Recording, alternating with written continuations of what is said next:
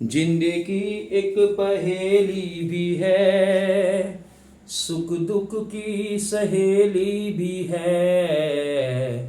जिंदगी एक वचन भी तो है, इसे सबको निभाना पड़ेगा। जिंदगी प्यार का गीत है, इसे हर दिल को गाना पड़ेगा। नमस्कार, स्वागत है आप सभी का विकास लेक्चर में। दोस्तों, उम्मीद करता हूँ आप और आपका परिवार रोजाना की तरह अच्छे होंगे। और दोस्तों, जो अभी अभी मैंने आपको एक छोटी सी पंक्ति सुनाई है, वास्तव में ये उन विद्यार्थियों का जवाब है जो मुझसे पूछ रहे थे कि क्या सर हमें पढ़ना जरूरी है।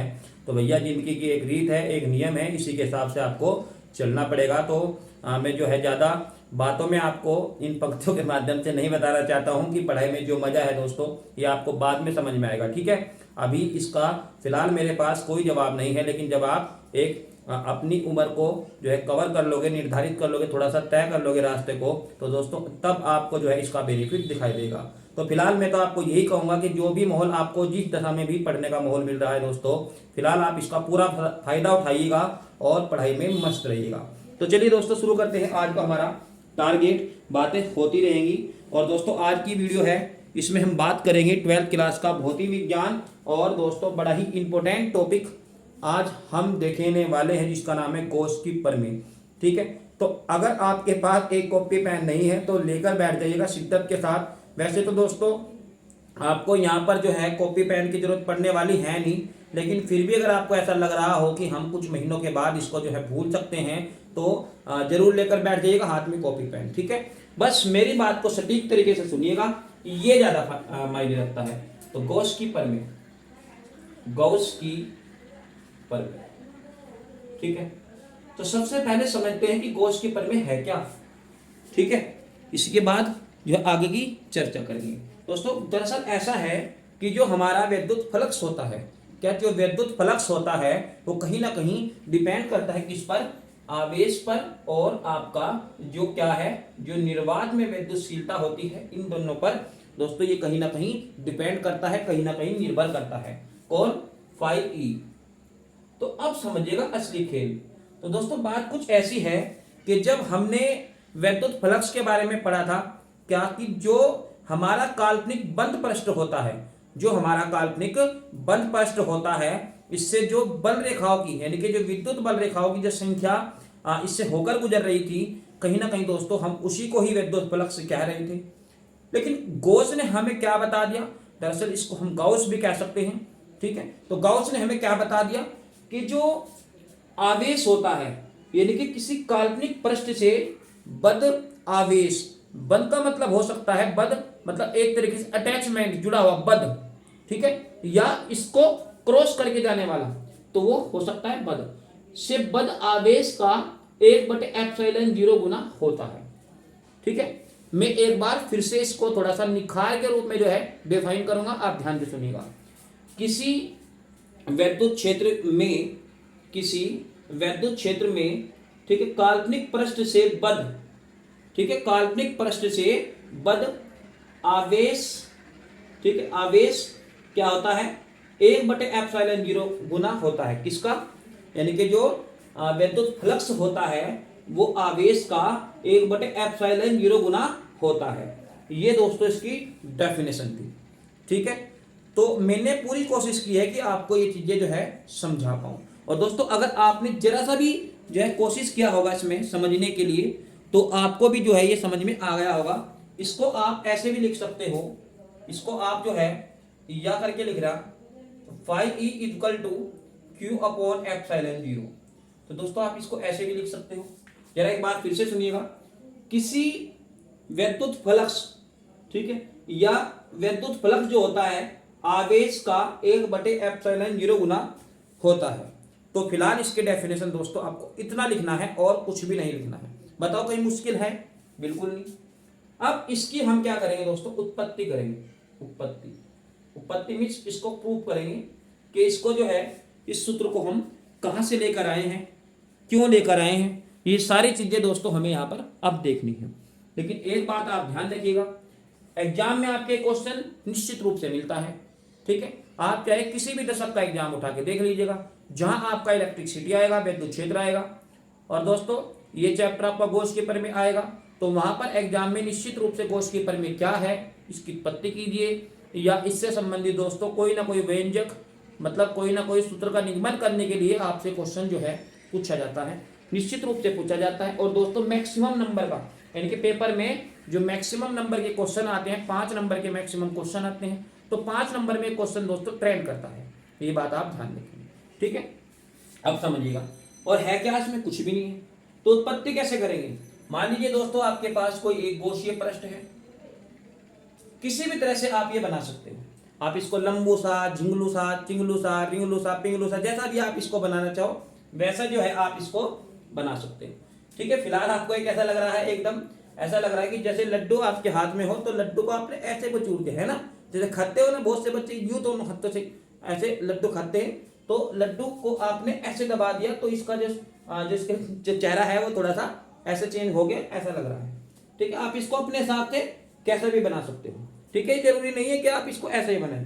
कई बार बच्चे परेशान हो जाते हैं कि इसको ऐसे जैसे मैंने घुमाया है यहाँ पर, या फिर जैसे बुक्स में है ऐसे ही घुमाने का प्रयास करते हैं, तो ऐसे नहीं है, आप इसको अपने हिसाब से किसी भी तरह से बना सकते हो, कोई दिक्कत नहीं है। बस आपको पता होना चाहिए भैया ये एक गॉसियन पृष्ठ है, और इसका क्या कर रखा है आपने, इसको जो है कल्पना कर रखा है, कल्पना इसकी कर रखी है। अब जरा समझिएगा, अब आपने यहाँ पे क्या कर दिया, यहाँ जो है कोई बिंदु आवेश है दोस्तों Q, प्लस Q आवेश है यहाँ, और यहां से यहां जो है आपने इसको एक, जैसे तरबूज होता है ना, तरबूज, तो तरबूज जो है आपने देखा होगा इस तरीके से, तरबूज के चक्कू घुसेड़ के ऐसे निकाल दीजिए, यूं निकाल दीजिएगा, ठीक है, जिसको आप टंकी भी कहते हो, कि तरबूज में भैया टंकी लगा दे के देखना है कि ये लाल है या नहीं है, तो इस तरीके से आप टंकी लगाते हो ना, तो इसी तरीके से जो है आपने ऐसा इसके अंदर से निकाल लिया, ठीक है, समझ में आया इतना। अब इसके बाद आपने इस बिंदु को O मान लिया, और इस बिंदु को मान लिया दोस्तों P, और ये विद्युत क्षेत्र E है, और यहाँ का जो सूक्ष्म क्षेत्रफल है वो है आपका dA वेक्टर, ठीक है। और दोस्तों अगर मैं बीच की दूरी r की बात करूं तो इसको मैं r दिखा सकता हूं, ठीक है। अगर हम यहाँ पर बात करें किसकी, अगर हम बात करें विद्युत क्षेत्र की तीव्रता, तो आपको पता होगा कि बिंदु आवेश के कारण जो विद्युत क्षेत्र की तीव्रता होती है वो कहीं ना कहीं होती है क्या, E इक्वल टू 1/4πε0 और Q/r², ठीक है। और ये जो विद्युत क्षेत्र की तीव्रता का दोस्तों सूत्र है, ये मैंने आपको पहले चैप्टर में क्लियर कराया था, तो इसमें कोई शक वाली बात जो है नहीं होनी चाहिए। तो E वेक्टर बराबर 1/4πε0 और Q/r², ठीक है। बड़ी शिद्दत के साथ जो है हमें अपने क्वेश्चन को समझना है, ये ध्यान रखिएगा, ठीक है। वीडियो को पूरा देखिएगा, इसको छोड़ना नहीं है, तो इसको आप समीकरण 1 मान सकते हो। और दोस्तों अगर हम विद्युत फ्लक्स की बात करें, तो विद्युत फ्लक्स की अगर यहाँ पर बात करें, तो विद्युत फ्लक्स का फॉर्मूला इससे पहली वीडियो में बताया था मैंने। विद्युत फ्लक्स, इलेक्ट्रिक फ्लक्स क्या होता है, ये होता है क्या, phi E equal to E into DA cos theta, ठीक है, phi E equal to DA cos theta. दोस्तों अगर आप चाहो तो यहाँ पर कोस थीटा की जो वैल्यू है वो 0 भी ले सकते हो, ठीक है, आप अपने हिसाब से 0 डिग्री भी रख के कर सकते हो, तो भी आपका आंसर जो है आएगा, कोई दिक्कत नहीं है।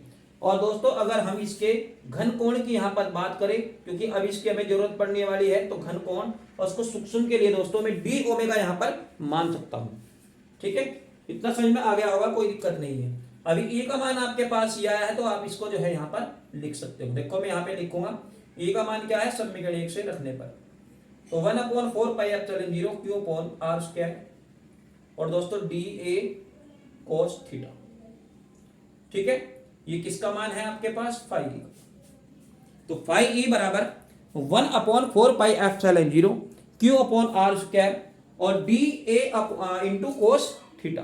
तो फिलहाल आपके पास दोस्तों ये समीकरण नंबर 2, आप इसको जो है मान सकते हो, ठीक है। तो दोस्तों प्रयास कर रहा हूं कि यहां तक आपकी समझ में आ जाना चाहिए, ठीक है, यहां तक आपकी समझ में बहुत अच्छे से आ जाना चाहिए, और आ भी रहा होगा। इसके बाद हम बात करेंगे दोस्तों, यहां पर आपने देखा होगा कि जो हमारे पास DA cos theta upon r² है, क्या DA cos theta upon R square है, तो दोस्तों ये कहीं ना कहीं डी ओमेगा की यहाँ पर बात होती है क्या? ठीक है, जरा बताइए कि डी ओमेगा जो होता है, डी ओमेगा क्या होता है?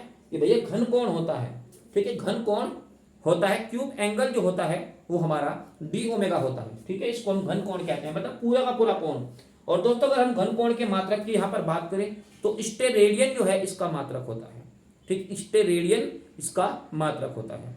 ठीक है, जरा कमेंट करके बताइएगा कि ज्योति तीव्रता का मात्रक क्या होता है। ठीक है, जरा आप मुझे कमेंट करके बताइएगा कि ज्योति तीव्रता का मात्रक क्या होता है। काफी कंपटीशन एग्जाम में जो है दोस्तों ज्योति तीव्रता के मात्रक के बारे में पूछा जाता है। ठीक है, अभी मेरे याद आ गया तो आपसे पूछ लिया, मुझे कमेंट करके बताना है कि ज्योति तीव्रता का जो मात्रक होता है दोस्तों क्या होता है। चलिए अब इसके बाद बढ़ते हैं अपने आगे की ओर कि D A into cos theta upon R square. दोस्तों ये किसका मान है? ये डी ओमेगा का मान है। तो अब आप क्या करेंगे, आपको यहां से जो है डी ए कोस थीटा और आर स्क्वायर जो है यहां से इसकी जगह दोस्तों आपको क्या लिखना है? डी ओमेगा लिख देना है। बाकी आपको कुछ नहीं करना। डी फाइव ई बराबर 1/4 पाई एप्सिलॉन 0 क्यू और इंटू भाई आर स्क्वायर, तो डी ए कोस थीटा, तो इसकी जगह सब क्या चला गया? डी ओमेगा चला गया। ठीक है, फिलहाल आपकी समझ में आ गया होगा। और दोस्तों जो हमारा क्या है, ये डी ओमेगा है, यानी कि सूक्ष्म की यहां पर बात होती है। अगर दोस्तों हम इसको क्या कर दें, इसको ऐसा बना दें, तो बताओ कोई दिक्कत है क्या? मतलब ये टोटल की बात करेगा। ये जो समाकलन आप का निशान देख रहे हो दोस्तों, ये टोटल की यहां पर बात करेगा, टोटल। तो टोटल क्या होता है भैया? ये होता है 4 पाई के बराबर। ये बात भी आपको पता होना चाहिए कि कहीं ना कहीं दोस्तों जो डी ओमेगा होता है टोटल, वो किसके बराबर होता है? 4 पाई के बराबर होता है। ठीक है, अच्छा अब आप डी ओमेगा की जगह क्या रखोगे? 4 पाई रखोगे। तो 5e बराबर 1/4 पाई एप्सिलॉन 0 क्यू गुणा, ठीक है, इसकी चाहो तो आप क्योंकि गुणा एक में कर सकते हो, तो बार बार इसको ना लिखना पड़े, तो क्यू गुणा दोस्तों डी ओमेगा की जगह क्या लिख सकते हो? 4 पाई लिख सकते हो। फिलहाल 4 पाई से 4 पाई कैंसिल हो जाएगा, तो 5e बराबर क्यू अपॉन एप्सिलॉन 0। ठीक है, यही सिद्ध करना था। ये गॉस का प्रमेय है दोस्तों, गॉस का, ये गॉस का नियम है या गॉस का प्रमेय है या गॉस का सिद्धांत है। ठीक है, जो भी आप यहां पर लिखना चाहो, या इति सिद्धम भी लिख सकते हो। तो फिलहाल दोस्तों उम्मीद करता हूं आपकी समझ में आ गया होगा।